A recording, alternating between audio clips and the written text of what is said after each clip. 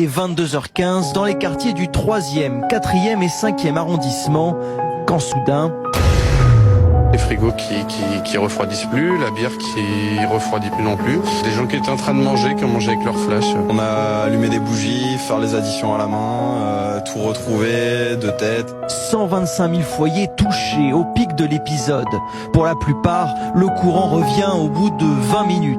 Mais à 23h, dans certaines rues du 5e et du 14e arrondissement, plusieurs particuliers sont toujours sans électricité. Ce réceptionniste a imaginé le scénario du pire. 10, 15, une vingtaine de minutes, là, ça c'est gérable, mais au bout de 2 heures, c'est surtout pour les clients, par exemple ceux qui sont au 6e étage.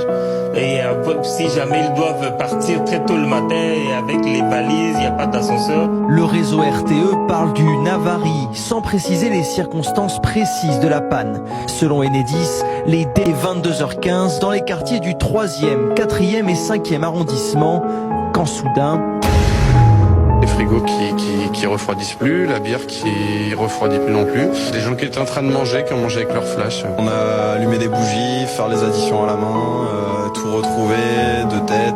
125 000 foyers touchés au pic de l'épisode. Pour la plupart, le courant revient au bout de 20 minutes. Mais à 23h, dans certaines rues du 5e et du 14e arrondissement, plusieurs particuliers sont toujours sans électricité.